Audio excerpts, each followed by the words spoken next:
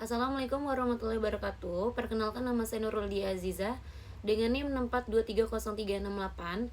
Di sini saya akan mempresentasikan hasil PBL saya yang berjudul Motivasi Kerja sebagai Mediator antara Pelatihan dan Produktivitas pada PT Dia Permata Industri Jakarta.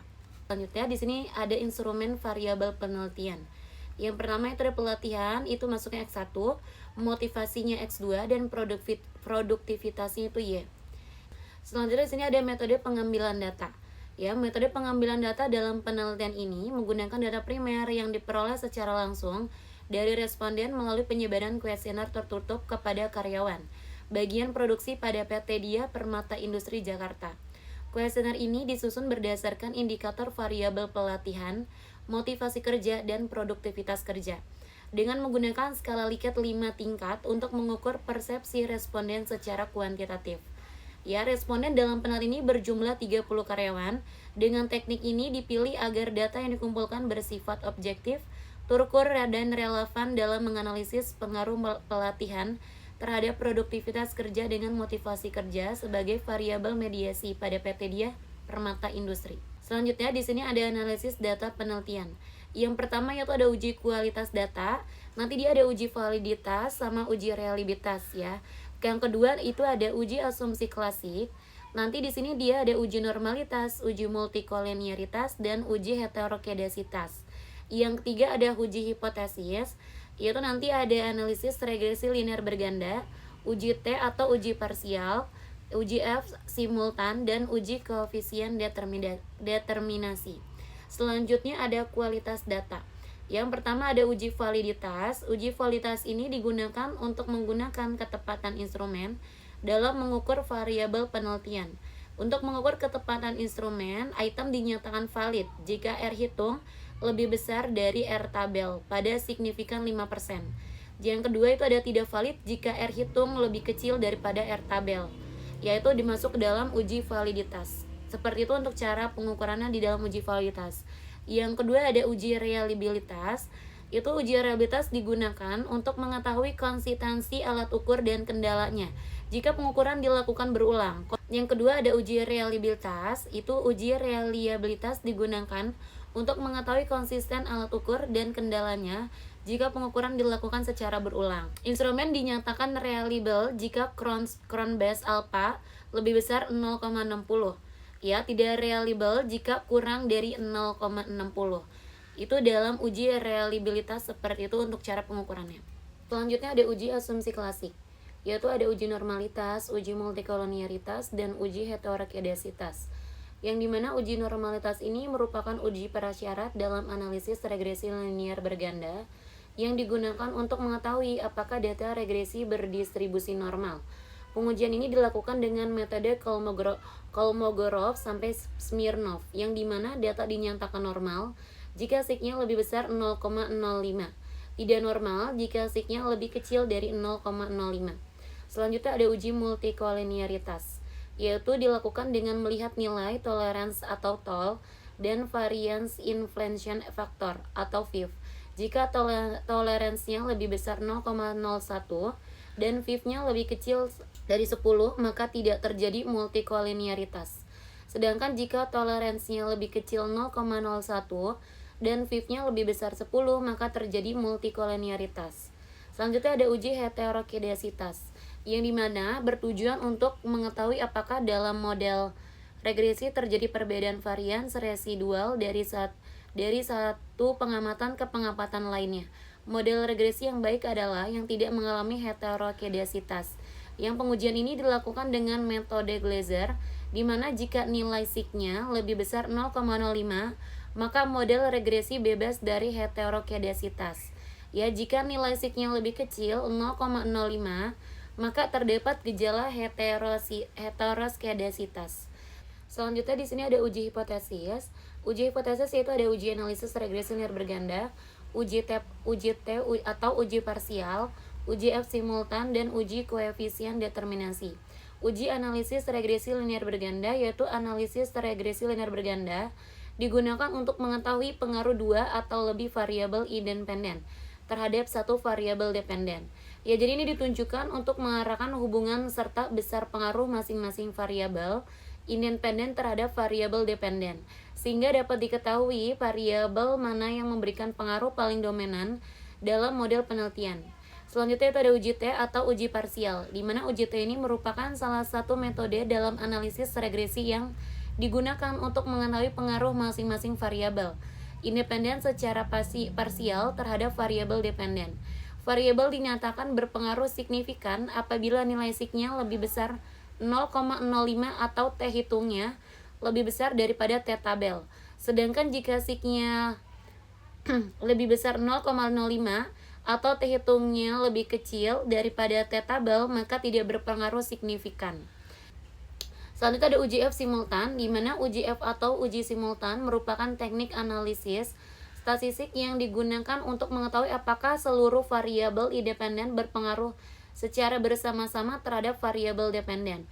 Dinyatakan signifikan apabila nilai signya lebih kecil 0,05 atau F hitungnya lebih besar F tabel, yang berarti variabel independen secara simultan berpengaruh terhadap variabel dependen. Dalam penelitian ini, uji F digunakan untuk menguji pengaruh pelatihan dan motivasi kerja secara simultan terhadap produktivitas kerja karyawan. Selanjutnya ada uji koefisien determinasi. Ya, uji koefisien determinasi digunakan untuk mengetahui seberapa besar kemampuan variabel dependen dalam menjelaskan variabel independen, yang menunjukkan persentase kontribusi variabel terhadap perubahan variabel dependen. Sedangkan sisanya dijelaskan oleh variabel lain dengan luar model penelitian. Baik, selanjutnya di sini saya akan melakukan uji validitas.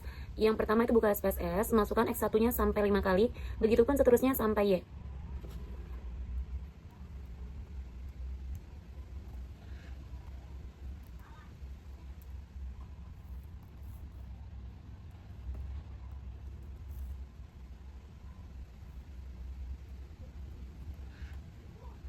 Berikut ini adalah uji data tabulasi yang sudah saya pindahkan dari kuesioner. Selanjutnya kita salin, lalu kita copy, pindahkan ke data view.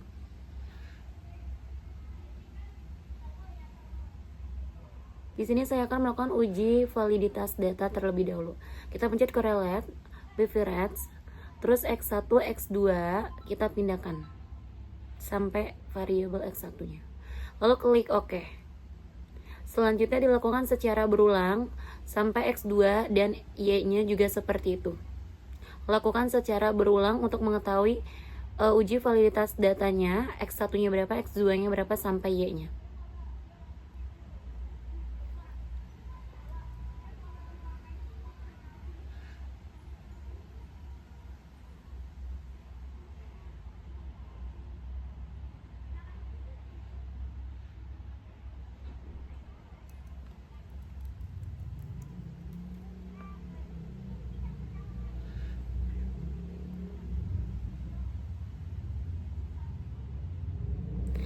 Selanjutnya, ini total uji validitas variabel X1, di mana seluruh item dinyatakan valid jika R hitungnya lebih besar daripada R tabel.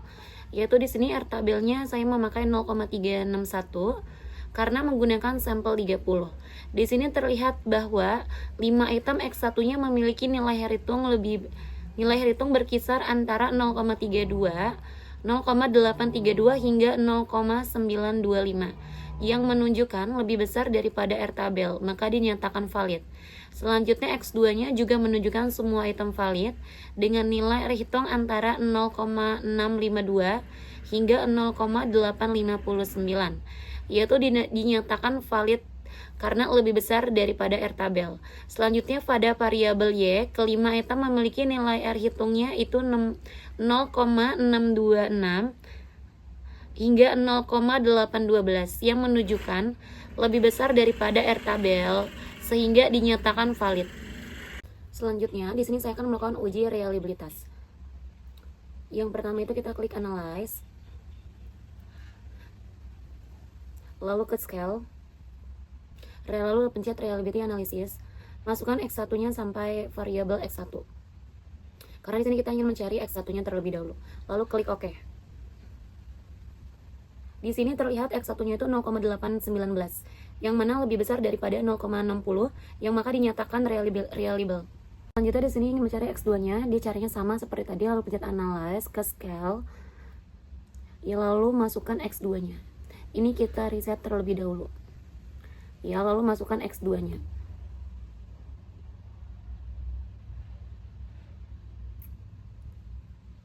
Lalu klik OK. Nah, di sini terlihat X2-nya itu sebesar 0,794, yang mana lebih besar daripada 0,60, maka dinyatakan reliable. Selanjutnya kita mencari Y-nya. Caranya sama seperti tadi, lalu pencet analyze ke scale, reliability analyze. Kita reset dulu, lalu kita masukkan yang Y-nya. Lalu klik OK. Kalau sudah terlihat di sini yang Y-nya itu sebesar 0,785. Yang mana lebih besar daripada 0,60, maka dinyatakan reliable. Selanjutnya di sini saya akan melakukan uji normalitas menggunakan grafik Kolmogorov-Smirnov dan normal plot.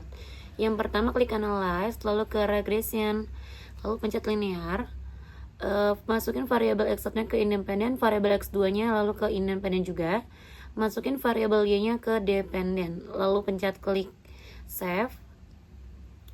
Nanti centang yang understand, lalu klik continue, lalu klik OK. Di sini ada grafik normal p-plot dinyatakan normal karena titik-titik menyebar di sekitar garis diagonal.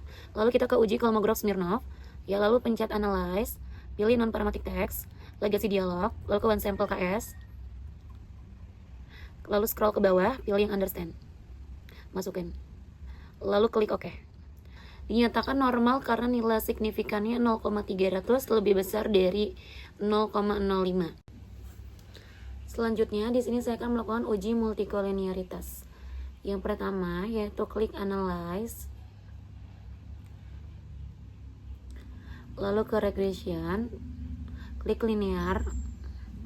Kalau sudah, lalu klik statistik, part and partial correlation, lalu checklist collinearity, lalu klik continue. Kalau sudah, lalu pencet OK. Di sini adalah hasil dari uji multikolinearitas yang diketahui bahwa di sini adalah hasil dari uji multikolinearitas yang diketahui bahwa masing-masing memiliki nilai toleransi sebesar 0,483 dan nilai variance inflation factor atau VIP sebesar 2,070 dengan nilai toleransi yang berada di atas 0,10 serta nilai VIP yang berada jauh di bawah 10 menunjukkan bahwa tidak terjadinya multikolinearitas. Di sini selanjutnya saya akan melakukan uji heterokedasitas. Yang pertama klik analyze, lalu regression, klik linear, lalu ke plots. Yang Y-nya lalu kita ganti jadi spreadsheet. Lalu yang Y-nya kita ganti jadi spread. Ya, lalu unchecklist histogram sama unchecklist normal probability plot. Lalu klik continue, lalu klik OK. Lalu klik scroll. Dari grafik tersebut terlihat bahwa titik-titik residual menyebar secara acak di atas dan di bawah angka 0 pada sumbu Y. Dengan demikian, ini menandakan bahwa model regresi tidak mengalami heterokedasitas. Selanjutnya di sini saya akan melakukan uji Glaser. Yang pertama yaitu klik transport, lalu ke komputer variabel, ya lalu ketik abrasif, lalu kita ke arithmetic, klik ABS, lalu scroll ke bawah, kita klik yang paling bawah lalu kita pindahin.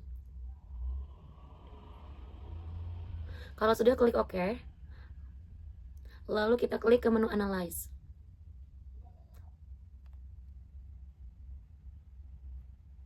Lalu klik menu analyze, regression linear, kita scroll ke bawah, yang variabel dependennya kita pindahin, lalu kita ganti jadi abrasif, kita pindahin ke dependen. Kalau sudah, lalu klik OK. Lalu ini hasilnya kita bisa lihat di tabel koefisien. Ini hasil kita bisa lihat di tabel koefisien. Maka dapat dilihat bahwa variabel X1 memiliki nilai sebesar 0,00 dan variabel X2-nya sebesar 0,005. Dapat disimpulkan bahwa terdapat indikasi heterokedasitas. Dikarenakan hasil dari uji analisis regresi linear berganda dan hasil uji T itu sama, berikut adalah hasil analisis regresi linear berganda pada tabel koefisien. Diketahui bahwa nilai konstanta sebesar 6,552 dengan signifikansi 0,007 sehingga konstanta berpengaruh signifikan pada taraf 5%. Selanjutnya itu pada kolom T. Selanjutnya pada uji T, pada variabel X1 terdapat nilai T hitungnya itu sebesar 1,864 lebih kecil dari T tabel sebesar 2,052. Maka hipotesis 0 dapat disimpulkan bahwa variabel independen X1 tidak berpengaruh signifikan terhadap variabel Y. Selanjutnya, di sini saya akan menjelaskan hasil uji F. Berdasarkan tabel ANOVA tersebut, dapat dijelaskan secara singkat bahwa nilai F hitung sebesar 11,204 dengan tingkat signifikansi 0,00 lebih kecil dari 0,05. Hal ini menunjukkan bahwa variabel X1 dan X2 secara simultan berpengaruh signifikansi terhadap variabel dependen. Selanjutnya, saya akan menjelaskan uji determinasi. Pada model summary, nilai R sebesar 0,673 menunjukkan adanya hubungan yang cukup kuat antara variabel independen X1 dan X2 dengan variabel dependen abresit. Sekian dari presentasi hasil proyek PBL Riset SDM saya. Kurang lebih mohon maaf. Wassalamualaikum warahmatullahi wabarakatuh.